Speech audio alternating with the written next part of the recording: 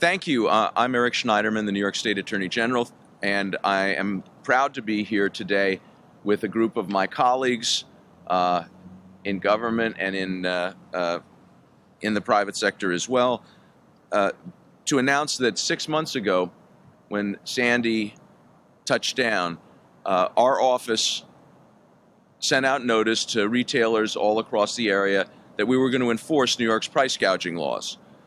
Today we're announcing that we have already brought 29 actions for price gouging by gas stations. 25 of them have already settled and agreed to pay close to $170,000 in fines. We have 4 lawsuits that have been filed, one against a place across the river in Greenpoint, others on Long Island, and there are dozens of other investigations still underway. When Sandy hit, gas stations like the one behind us, which is not accused of any misconduct, were shut down for months.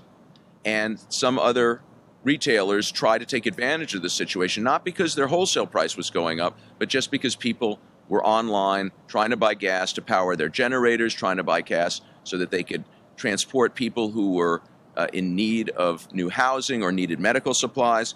And we are here today to send the message that we will not tolerate that sort of conduct in the state of New York. We have a price gouging law for a reason. In times of crisis, it's important for New Yorkers to come together. And millions of people did come together to provide relief for the victims of Hurricane Sandy. We want to send a message to the small minority of folks who tried to make a fast buck through illegal conduct that will not be tolerated in New York State. This is not just a matter of saving a few dollars. Gasoline can save lives in times of crisis. La gasolina puede salvar vidas en tiempo de crisis.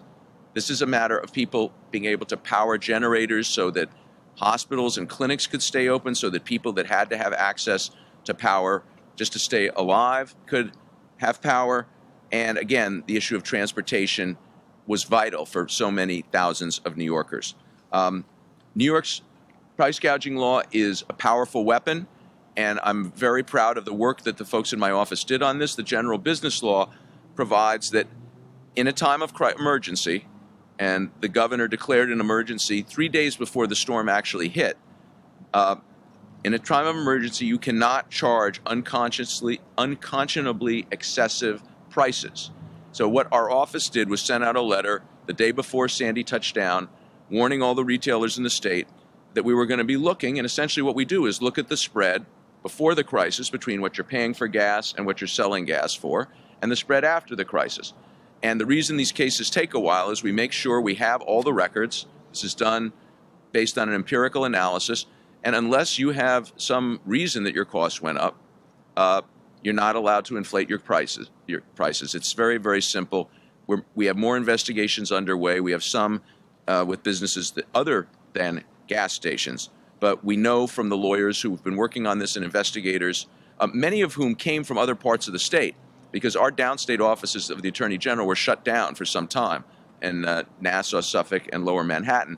We had people in from Binghamton and Buffalo and Albany helping us policing these matters and making sure that New Yorkers weren't suffering any more than they had to. So I am very proud of the work that we've done, and I am pleased with these results. I look forward to being able to report more to you, but we're at the 6-month point this week of Sandy, and our work is succeeding, and our work is going forward, and we're here today to deliver the message that when a crisis hits, we need New Yorkers to pull together, not to seek to take advantage of each other. And now I'm honored to introduce a colleague in government who has been very involved in these issues, State Senator Brad Hoylman. Thank you. Thank you. Thank you. Thank you, everyone. Thank you, Mr. Attorney General. You know, where we're standing today is where an enormous surge of water came on the first hours of Sandy, and we here were under, several feet of water. In addition to that, 25,000 residents live right across the highway here who were without electricity and heat for many, many months. And I commend the Attorney General for this investigation and for making certain that those who would try to profiteer off of a natural disaster and exploit fellow New Yorkers would be held accountable. You know, it's said that after the storm come the vultures, and that's exactly what happened here. I am shocked to have learned that some gasoline station operators were charging up to 500% more than the market rate. And in a time of crisis like a natural disaster, which was Superstorm Sandy, supply and demand do not apply. We need to come together, as the Attorney General said, as New Yorkers, and I think his settlement sends the correct message to not just gasoline station attendants, but all businesses and all New Yorkers that this type of unconscionable behavior will not be accepted. Thank you. Thank you. And now another great colleague in government, Assembly Member Brian Kavanaugh. Thank you. You know, as has been said, when we have environmental crises like this, like the storm, and I represent the district that runs from Delancey all the way up to the UN, and virtually all of my constituents were without electricity and without heat in many cases and without basic services. And that kind of event really challenges our basic sense of how much we rely on, you know, just the normal things that modern civilization bring. People were really struggling. People were really in jeopardy during that time. And I think the headline of that event for many of us was that so many people pulled together and did the right thing. In some cases, it meant volunteering, and in some cases, it just meant doing your job. If you're a retailer, providing people with the things they need. If you're an emergency service worker, doing what you have to do. But it's fortunate, we're very fortunate that the Attorney General of the state of New York was also on the job during that period. I think most retailers know ahead of time that this kind of thing is illegal during an emergency. I think the Attorney General gave them ample warning that it is illegal in this case. I think, though, that many retailers rely on the fact that these cases are just very hard to track. They're hard to prosecute. They're hard to demonstrate the harm because it has to be done retailer by retailer, site by site. So I particularly want to just emphasize, you know, it's tremendously difficult to do this, and the Attorney General and his staff and all of his lawyers deserve great credit for getting us to this point. And again, sending a clear message that maybe people will learn from next time. Thank you. Thank you, and someone who's more or less our host here today because he lives very close to this location. And I do want to note that we are here on the property of Solar One that generates any electricity we're using today from the power of the sun, another good environmental program that's benefited from our aggressive efforts to promote solar technology. Our host and a great public servant, Assemblymember Daniel Garodnick. Thank you. Thank you very much, Attorney General Schneiderman. I wanted to add my voice of thanks to you for the enforcement action that you were bringing, and also to add a little more local color to what Senator Hoylman already said. Where you all are standing right now in the height of the storm was deep, deep in the East River. The river went all the way almost up to First Avenue in this location, just to give you a sense. But that was not unique in New York City in terms of the devastation of Hurricane Sandy. The mayor just this morning indicated that the cost of damage to New York was $4.52 billion. And that is something that we are looking to get compensation for from the federal government. But most importantly, at that moment when New Yorkers were most vulnerable, it is simply sickening to know that there were gas stations and other businesses that were taking advantage of New Yorkers, considering the fact that many of the people who were actually looking to get gas were actually trying to help others. We saw that in the Rockaways. We heard about it in other parts of the city. So that's why this enforcement action was so important. And Attorney General Schneiderman, we thank you for that. And also know that your warnings before the storm, the fact that you've taken this enforcement action now, should serve as the proper warning to all those who would do harm to New Yorkers at the moment when they are most vulnerable, that they are not going to get away with it, and that this is a law that we're going to enforce. So thank you. Thank you very much. And now two folks who represent a very important industry, the taxi industry. First, the great commissioner of the New York City Taxi and Limousine Commission, David Yaskey. I have to make a special note here. Some of the folks that were victimized worse than anyone else were people in the taxi industry, the livery car industry. They provided vital transportation services to thousands of people. They worked hard hours. They had trouble getting gas in many cases. They were also one of the best sources of tips for those of us in law enforcement who are seeking to deal with the situation. So with that, let me introduce Commissioner David Yaskey. Thank you. I just simply want to add my voice too to say thank you, General Schneiderman, to you and to your superb staff.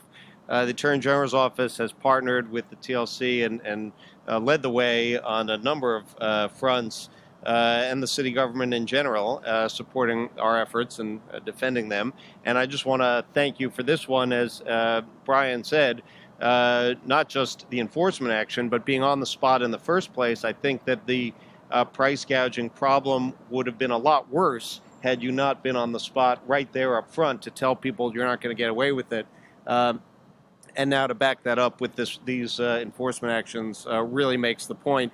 You know, as you said, the taxis in those first few days after Sandy, when the subways were down, buses were down many places, the taxis and the livery cars, they were the only way for people to get around, the only way for people to get to the doctor and to get to their dialysis appointments, and the only way for people to get to the work that they needed to do. We needed them on the street, and they stood up. And and that was already with having to wait 2 and 3 hours in line to get gas. For people who had to wait in line to then have that add insult to injury by overcharging them is truly unconscionable. After Sandy, we saw that most New Yorkers said, "What can I do to help?" Here you have some unconscionable people who said, "What's in it for me?" And thank you, Attorney General, for making sure they get justice. Thank you very much. And finally, a great New Yorker and a great advocate for the Livery-Based Owners Association, someone who has worked with us in many difficult circumstances and is always there to make sure that the industry cooperates with really my office, all in law enforcement and government, my friend Sira Angeles. Thank you, Attorney General Eric Schneiderman. It's a pleasure for me to be here. Today is a day of vindication for many drivers that were took advantage of in difficult circumstances after Hurricane Sandy.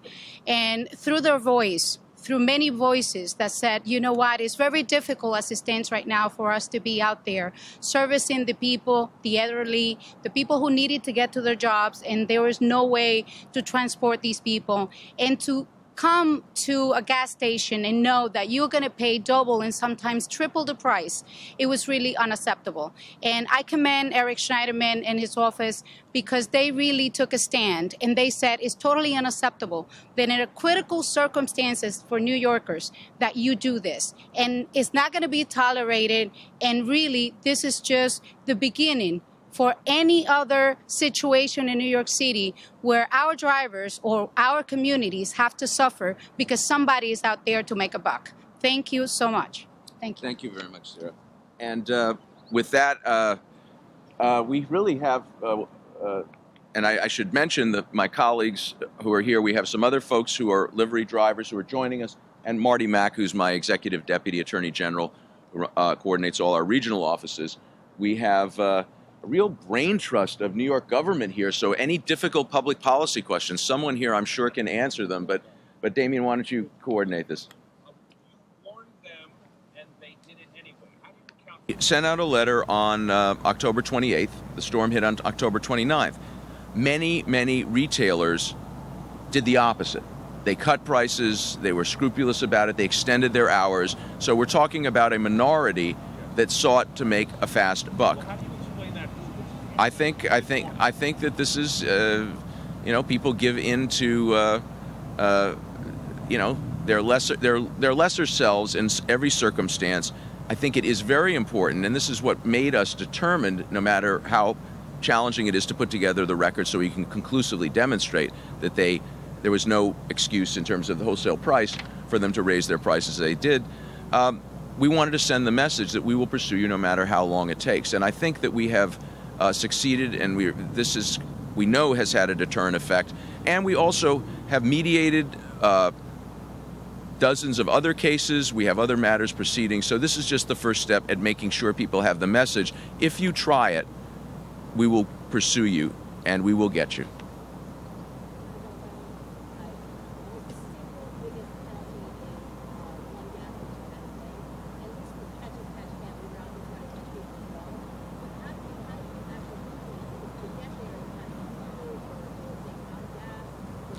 Well, it was challenging, but it was actually made easy by the fact that in addition to putting the retailers on notice, our notice told the public who they could contact to report what appeared to be unconscionably high prices. We got hundreds and hundreds of tips. Sometimes we had one gas station I think we got 50 different complaints about. So we then could go talk to the whistleblowers, and that was a key element. And the taxi drivers, again, were a terrific part of that in reporting misconduct. They would drive around town and they see that everyone is selling gas at a certain price and there's one guy who's a buck more than everybody else. So we really relied on New Yorkers, and there was this very strong feeling of community solidarity at that time, this sense of sort of patriotism and collective action to help our fellow citizens. And we benefited from that and have pursued these cases, and we'll pursue more.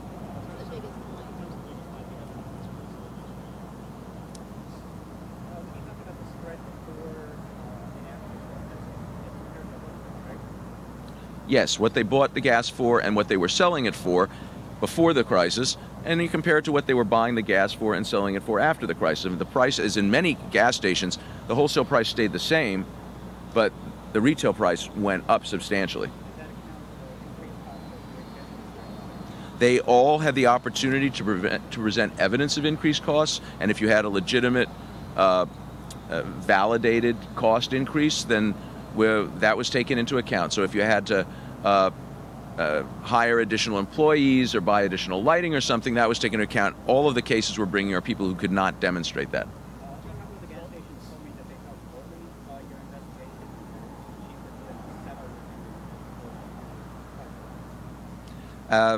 You know, there's a great expression in this town, ball don't lie. Gas prices don't lie. Everyone we brought in action against could not defend the unconscionable increase in their gas prices.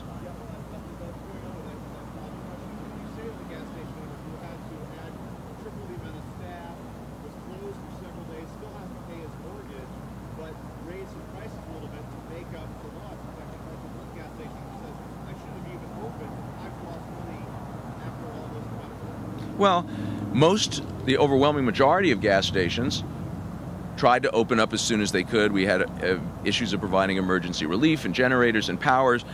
Everyone in Sandy suffered. Everyone was suffering. And New Yorkers are pretty good overall about sharing suffering and trying to help people in times of trouble. There were some places that were giving things away for free just because it was the right thing to do in a time of crisis. The only folks we're pursuing are people who could not demonstrate that they had additional expenses or some excuse other than sheer greed and the effort to take advantage of the fact that a lot of good gas stations were closed, like the one behind us, and the customers were more desperate. But keep in mind, we're not just talking about making a few extra bucks. We're talking about people who needed gas to save lives, to run generators, to deliver medical supplies, to relocate people, being taken advantage of in a time of crisis. Most New Yorkers stepped up to the plate. Small number didn't. Those are the people we're pursuing.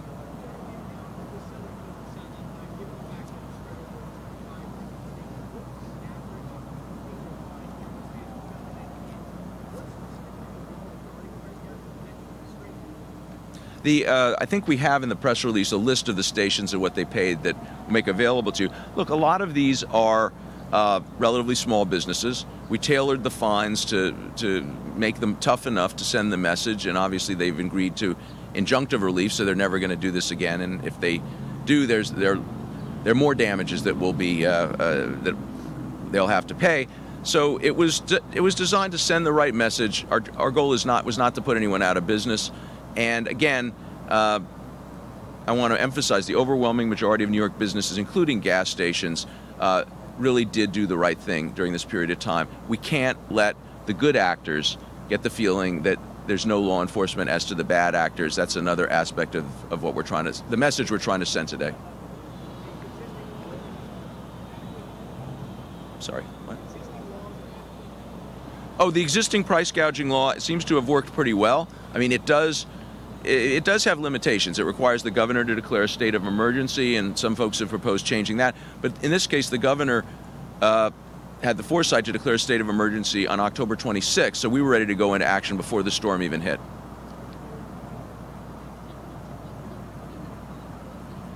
Between people who didn't settle got sued. That's the difference. And many people, once you sue them, all of a sudden settlement looks like a better option. So we'll see what happens with those. But we also have dozens of other investigations, which really speaks to the fact that we are very disciplined about giving people the opportunity to demonstrate they had additional costs. So we don't want to go after anyone who raised prices because they really had no choice, and that's one of the reasons. And we want the right records, accurate records, that we can confirm what the prices were. So that's one of the reasons this takes a while.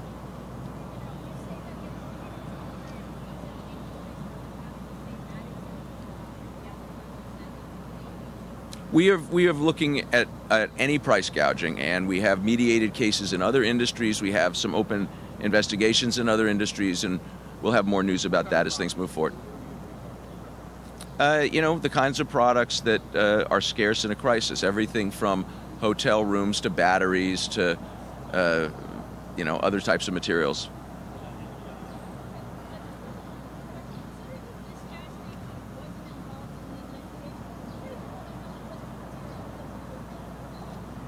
Oh no, we went and talked to them, and you know, look, these folks were shut down for months, and because people were shut down for months, that was the reason folks could take advantage of the long lines and the public's need for gas at the locations that were able to stay open. So it's a part of the whole overall pattern, and also just, we know you guys don't get out on the water that much, and we wanted you to have a nice spring day outside. Thank you. In many ways, this was an artificial crisis in some sense because a lack of emergency generators at gas stations. Would that have prevented some of this? Yeah, but we got any questions for any of these guys?